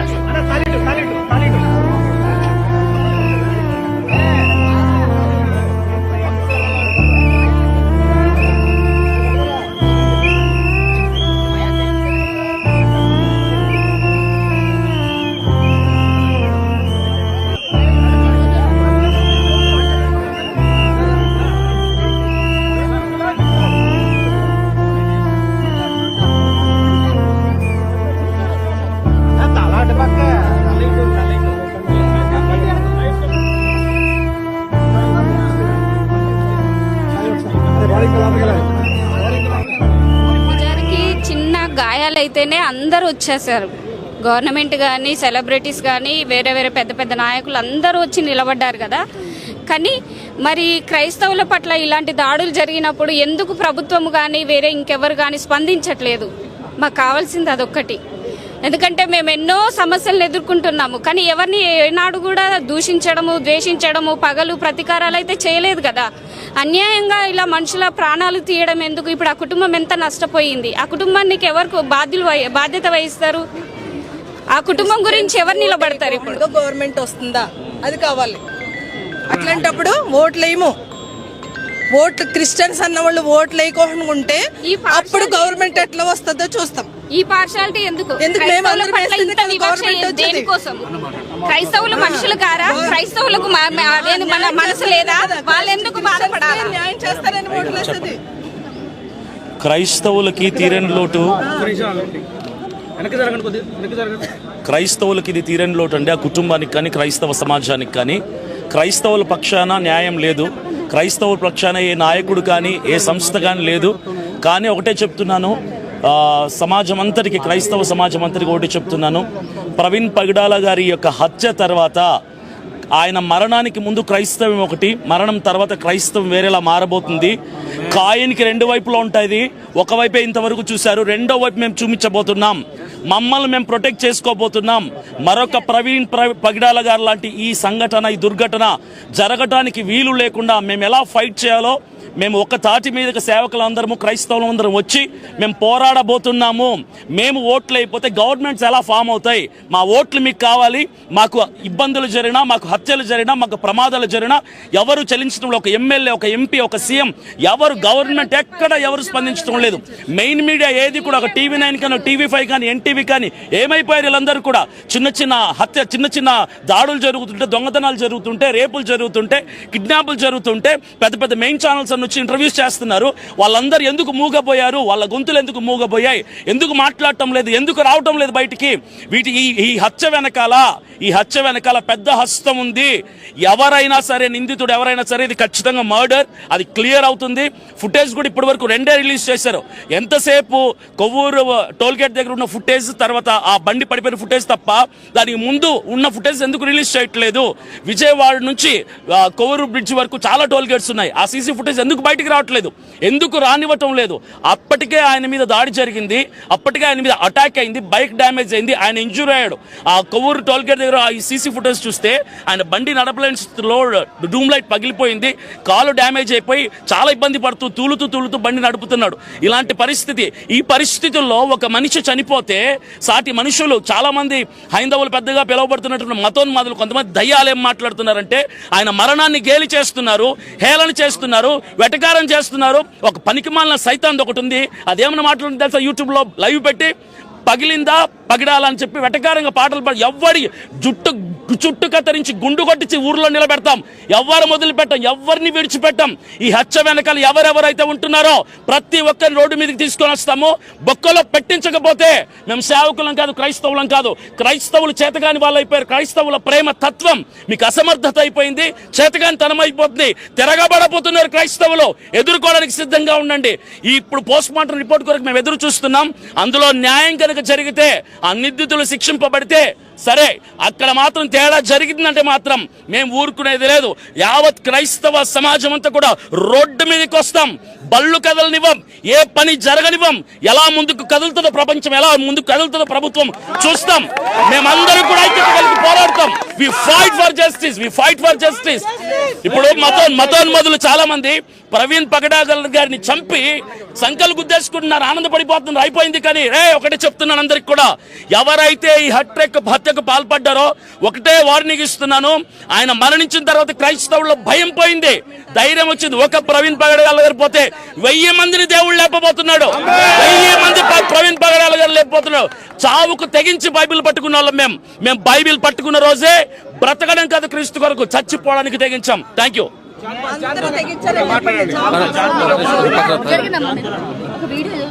అమ్మా, మొదట ఈ వీడియో ప్లే చేస్తాను. దీనికంటే ముందు ఒక మాట చెప్తాను. అదేంటంటే, మన శత్రువు చనిపోయినా సరే, మనం బ్రతుకుతున్నటువంటి సమాజంలో ఒక శత్రువు చనిపోయినా సరే, అక్కడికి వెళ్ళి ఆ శత్రువుని, మన శత్రువు చనిపోయినా సరే ఆ శత్రువు మరణించిన రోజు ఆ వ్యక్తిని గౌరవించి మాట్లాడతాం. అయితే ఈరోజు సమాజంలో ఉన్నటువంటి పరిస్థితి ఏంటంటే, మీరు చూడండి అమ్మా, ఈవిడ ఎలా మాట్లాడుతూ, ఈవిడ పెట్టి టైటిల్ ఏంటి, పగడాలు పగిలిందా అంటూ ఈవిడ పెట్టి ఈవిడ ఏమని మాట్లాడుతుంది, ఈవిడ హావభావాలు చూడండి.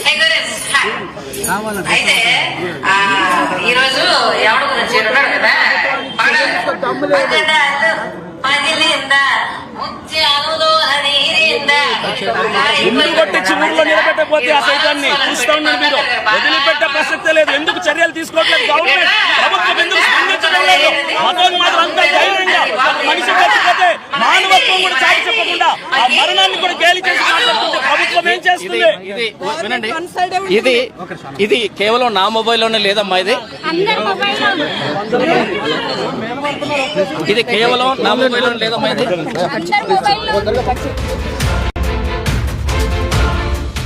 ఎవరైతే రెచ్చగొట్టే కార్యక్రమాలు చేస్తున్నారో, ఛానల్స్ పెట్టుకొని క్రైస్తవ సమాజాన్ని కానీ ఇతర సమాజంలో ఉన్న వారిని రెచ్చగొట్టి మత విద్వేషాలని వారు పురికొల్పుతున్నారో అలాంటి వారిపైన చట్టరీత్యా అయినా ఖచ్చితంగా వాళ్ళు శిక్షించాలి. వాళ్ళ ఛానల్స్ని కూడా రద్దు చేయాలి. పెట్టుకుని మరీ రెచ్చగొడుతున్నారా? అవునండి. ఎలా చెప్తారు మీకు భలేవారండి. మీరు మీడియాలో కాదండి, ఇప్పుడు కాదండి ఒక్కటండి. ఇప్పుడు మీడియాలోని ప్రతి ఒక్కడిని మీరు ప్రైజ్ ద లార్డ్ అంటే మీరు ఇలాగంటే మీరు అలాగంటే మరి ఎవరండి రెచ్చగొడుతున్నారు? I know Lokesh personally అండి. Definitely he's a good man and he will definitely do it అని నాకైతే నమ్మకం ఉంది. మాస్టర్ ప్రవీణ్ పగడాల మృతిపై రాజాగారు ఏమంటారు మాట్లాడదాం సార్. ఏంటండి ప్రధాన మీ అనుమానాలు ఏమున్నాయి? అంటే మాకైతే అనుమానంగానే ఉన్నదండి, ఇది యాక్సిడెంట్ కాదు.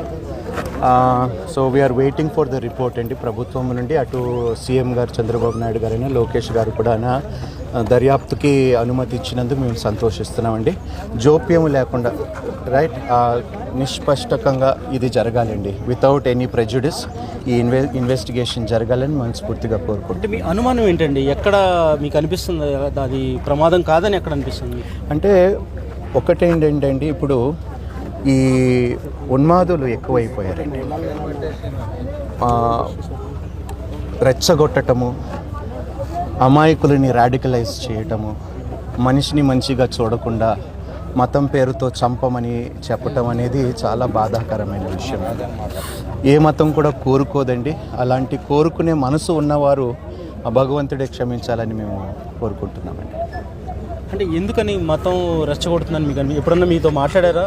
ప్రవీణ్ గారు మీతో అన్నప్పుడు ఏమన్నా బాధపడ్డారా? ఇలాంటి పరిస్థితి ఏమైనా వస్తుందని భయపడ్డారా? ఆయన వ్యాఖ్యలు మనము చాలాసార్లు మనం మీడియాలో చూసిన, ఆయన సోషల్ మీడియా పోస్ట్లో గమనించినా కూడా చాలా దూషించారండి. అసభ్యకరమైన, అంటే భార్యని, పిల్లలని, కుటుంబాన్ని అని చూడకుండా, అంటే ఎలా మనసు వస్తుందో ఒక వ్యక్తి ఒక కుటుంబాన్ని అన్ని మాటలు అనే విధంగా ఎలా మనసు వస్తుందో మాకైతే అర్థం కావటం లేదు. మొన్న రీసెంట్గా కూడా నాకు డెత్ థ్రెట్స్ ఉన్నాయని ఆయన సోషల్ మీడియా పోస్ట్లో పెట్టడం, కానీ సమయానికి మా సమాజము కూడా స్పందించకపోవటం అనేది కూడా కొంచెం దుఃఖకరమైన విషయం అండి. ఆ విషయం కూడా ఆయన ఓపెన్గా అన్నారు. సమాజం నుంచి మద్దతు వస్తే ఈ పరిస్థితి ఉండేది కాదని ఒక విమర్శ వస్తుంది. ఖచ్చితంగా అండి. సమాజము నుండి ముందుగానే కొంచెము మేలుకొలుపు వచ్చుంటే తప్పకుండా ఇది జరగకుండా ఉండేదని నేను కూడా నమ్ముతున్నాను. అంటే ప్రమాదం జరిగిన తీరు చూస్తే మీకు వ్యక్తిగతంగా ఏమనిపించింది? నా వ్యక్తిగతంతో కాదు కదండి, ఇప్పుడు ప్రభుత్వం అది నిర్ణయించాలి, చట్టాలు నిర్ణయించాలి. నేను చట్టాన్ని కాదు, నేను పోలీస్ డిపార్ట్మెంట్లో లేను, నేను పోస్ట్ మార్టం చేయలేదు. సో వాళ్ళు చెప్పేది దాన్ని బట్టే we have to accept what they are saying. మీరు ఏం డిమాండ్ చేస్తున్నారు తెలుగు రాష్ట్ర ప్రభుత్వం? ఖచ్చితంగా ఇలాంటి సంఘటనలు ఎన్నడూ జరగకుండా ఎవరైతే రెచ్చగొట్టే కార్యక్రమాలు చేస్తున్నారో, ఛానల్స్ పెట్టుకొని క్రైస్తవ సమాజాన్ని కానీ ఇతర సమాజంలో ఉన్న వారిని రెచ్చగొట్టి మత విద్వేషాలని వారు పురికొల్పుతున్నారో అలాంటి వారిపైన చట్టరీత్యా అయినా ఖచ్చితంగా వాళ్ళు శిక్షించాలి. వాళ్ళ ఛానల్స్ని కూడా రద్దు చేయాలి. పెట్టుకుని మరీ రెచ్చగొడుతున్నారా? అవునండి. ఎలా చెప్తారు మీరు? మీకు భలేవారండి. మీరు మీడియాలో కాదండి, ఇప్పుడు కాదండి ఒక్కటండి. ఇప్పుడు మీడియాలోని ప్రతి ఒక్కడిని మీరు ప్రైజ్ ద లార్డ్ అంటే మీరు ఇలాగంటే మీరు అలాగంటే మరి ఎవరండి రెచ్చగొడుతున్నారు?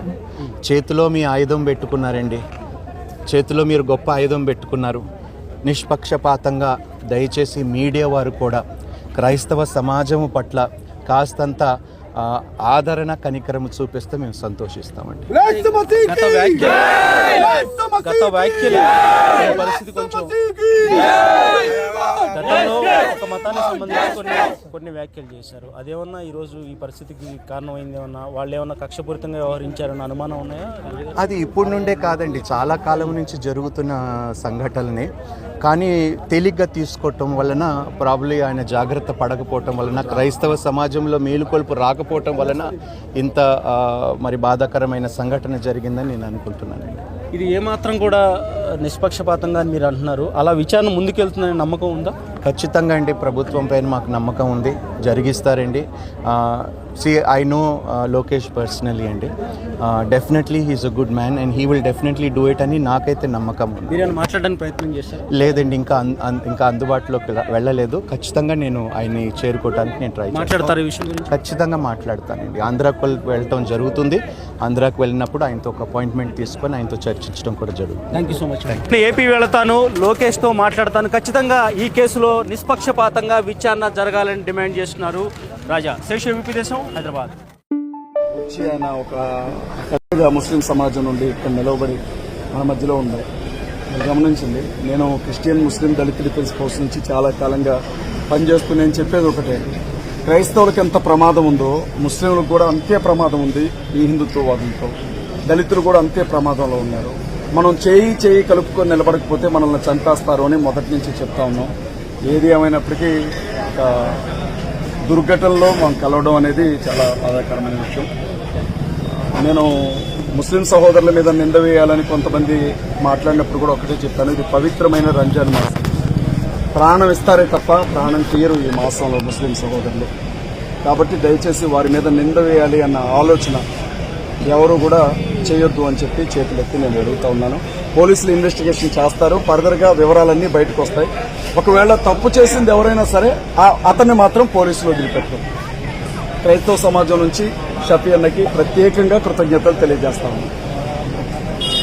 యాక్చువల్గా ఇప్పుడు ఏదైతే ఇక్కడ ఇన్సిడెంట్ ఉందో జరిగిన దాడిది మానవతానికి సంబంధించిన విషయం కాబట్టి యాక్చువల్లీ ఇక్కడ వచ్చింది కూడాను ఇది ఒక వర్గానికి సంబంధించిన ఎప్పుడు చూడట్లేదు.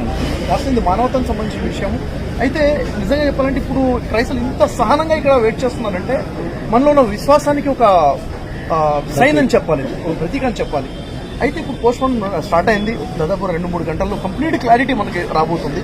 అయితే ఇప్పటికి కూడా మనస్ఫూర్తిగా కోరుకునేది ఏంటంటే ఇది ఒక యాక్సిడెంట్ అయితేనే చాలా బాగుండని, కానీ అక్కడ చూస్తుంటే మొత్తం పరిశీలిస్తే మాత్రం ఇది యాక్సిడెంట్ కాదు, ఏదో జరిగింది, కుటుంబం జరిగిందని బలంగా అనిపిస్తుంది మనకి. అలాంటిది కనుక ఉంటే మాత్రం ఖచ్చితంగా మనందరము జస్టిస్ కోసం ఖచ్చితంగా నిలబడతాము. యాక్చువల్లీ నేను ఇక్కడికి వచ్చిందే జస్టిస్ కోసం నిలబడాలి. ఎప్పుడైతే నాకు అనిపించిందో, నిన్న మార్నింగ్ నాకు తెలిసినప్పుడు అరే పోస్ట్ వచ్చినప్పుడు అనుకున్నాను ఇది ఎవరో ట్రోల్ చేస్తున్నారేమో, నేను నమ్మకం కలగలేదు. పడనోళ్ళు ఎవరు ఉంటారు కదా, ట్రోల్ చేస్తున్నారేమో అనుకున్నాను. తర్వాత యూట్యూబ్లో ఎప్పుడైతే వీడియో చూస్తున్నారు నిజంగా ఇలా జరిగిందా అన్నప్పుడు నేను కొంతమంది కాంటాక్ట్ చేశాను, వెళ్దాము పలకరిద్దాము ఇంటి వారని చెప్పేసి. కొంతసేపు తర్వాత నాకు తెలిసింది కాదు, దీని వెనక ఏదో జరుగుతుంది, సంథింగ్ ఒక ఇన్వెస్టిగేషన్ నడుస్తుంది అన్న తర్వాత నాకు కొంచెం చాలా బాధ అనిపించింది. ఇలా జరగకూడదు, ఇలాంటి విషయం వెంటనే ప్లాన్ చేసుకుని ఈ రోజు రావడం జరిగింది. నేను ఉంటాను ఇక్కడ, ఎందుకంటే రిపోర్ట్ రావాలి, క్లారిటీ ఒకటి రావాలి, ఎందుకంటే ఇది చాలా ఇంపార్టెంట్ విషయం.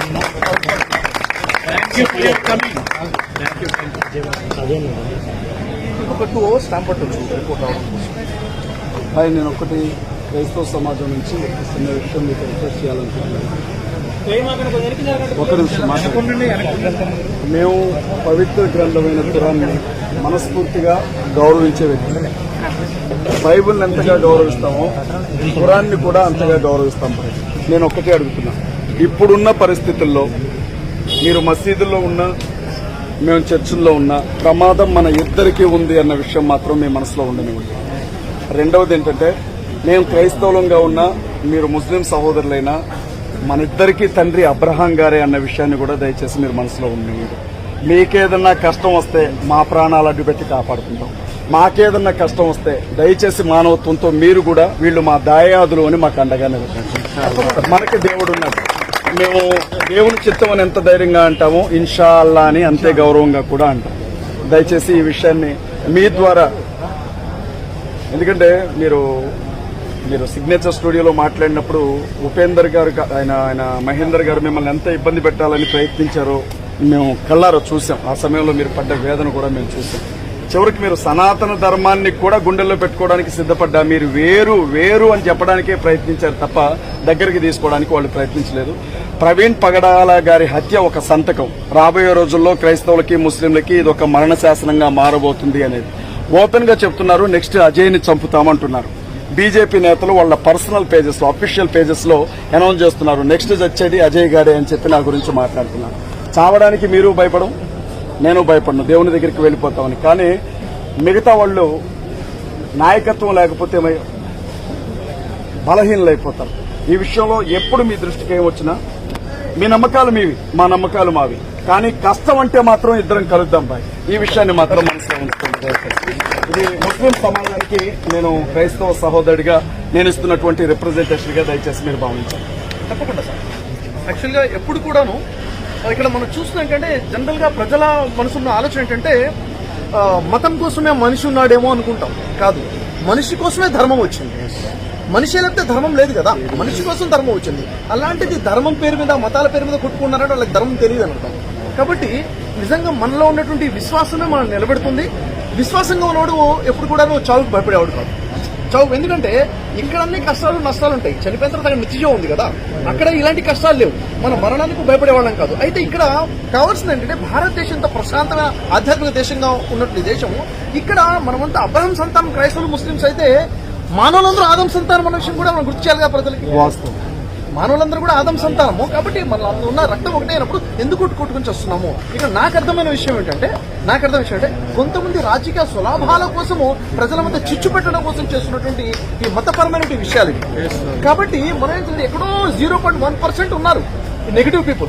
మనం మిగిలిన 99% ఎవరైతే ఉన్నారో వీళ్ళ మధ్యన ఐక్యత రావాలి. ఎందుకంటే అదే అంటారు, సమాజంలో చెడు వ్యాపిస్తుందంటే కారణం చెడ్డవారు కాదు, మంచి వాళ్ళు మౌనంగా ఉండడము. ఇప్పుడు నాకు చాలా సంతోషం అనిపిస్తుంది. ప్రతి ఒక్కళ్ళు కూడా మన పనులు మానేసి ఇళ్లలో లేకుండా బయటకు వచ్చి నిలబడ్డామంటే ఇది ఈ రెస్పాన్స్ కావాలి. ఎప్పుడైనా ఎక్కడైనా చెడు జరుగుతుంది, దౌర్జన్యం జరుగుతుందంటే మనం వెంటనే స్టాండ్ తీసుకోగలగాలి. ఖచ్చితంగా సార్, మీరు వేరు నేను వేరు కదా, మనుషులందరము కూడా ఒక్కటే మన భావనతోనే మనం ముందుకెళ్తున్నాము. అదే భావంతో నిలబడదాము. ఈగ కూడా వాళ్ళని ఇవ్వకుండాను మనం కట్టు చేద్దాం. ఇప్పుడు ఇదైతే ఉందో ఈ సంఘటన జరిగింది నిజంగా కలిసి వేస్తుంది, మనసు కలిసి వేస్తుంది. ఇంత మంచి వ్యక్తి మీద, ఎందుకంటే వ్యక్తిగతంగా చాలా మంచి వ్యక్తి ప్రవీణ్ పగడాల గారు, వ్యక్తిగతంగా చాలా మంచి పర్సనాలిటీ. అలాంటి వ్యక్తి మీద ఇలా జరిగిందంటే తట్టుకోలేకపోతున్నాము. ఎవరి మీద కూడా ఇలా జరగకూడదు. ఇప్పుడు అజయ్ గారి మీద అటాక్ చేస్తామని చెప్తున్నారు కదా, నిజంగా ఒకవేళ చూడండి, దేవుడి ఆజ్ఞ లేకుండా ఏది జరగదు, అవునా లేదా? ఇప్పుడు మనలో ఉన్న విశ్వాసంతో మనం నిలబడ్డాము. ఎప్పుడు కూడా మనం ఒకళ్ళు అన్యాయం చేయాలని ఆలోచించే వాళ్ళం కాదు, ఒకళ్ళ హితం కోసం ఆలోచించేవారమే. కాబట్టి ఖచ్చితంగా మీతో పాటు మేము ఉన్నాం సార్, మాతో పాటు మీరు ఉన్నారు. అందరం కలిసికట్టుగానే ఉందాము, కలిసికట్టుగా సుఖంగా జీవితం. ఎందుకంటే కొంతమంది మూర్ఖులకు తెలియని విషయం ఏంటంటే ఇది సమాజం అంటే మన శరీరంతో సమానం. ఈ శరీరంలో ఒక చెయ్యి, ఇంకో చెయ్యి, ఒక కాలు ఒక భాగం ఉందంటే ఒక్కొక్క వర్గం అనుకుంటే ఒక వర్గాన్ని డ్యామేజ్ చేద్దామంటే మన శరీరమే పోతుంది కదా, అవునా లేదా? అంతా కలుస్తున్న సమాజం అన్న ఈ కనీస జ్ఞానమైన వచ్చే విధంగా ప్రజలందరికీ మనం తెలియచేయాలి కూడా. అందరం కూడా కలుస్తున్నాం. అదే బైబిల్ అదే చెప్తున్నా, సహోదరులు కలిసి ఉండడం ఎంత మేలు, ఎంత మనోహరమో చెప్పింది. కలిసికట్టుగానే ఉన్నాం. Thank you very much. Thank you sir.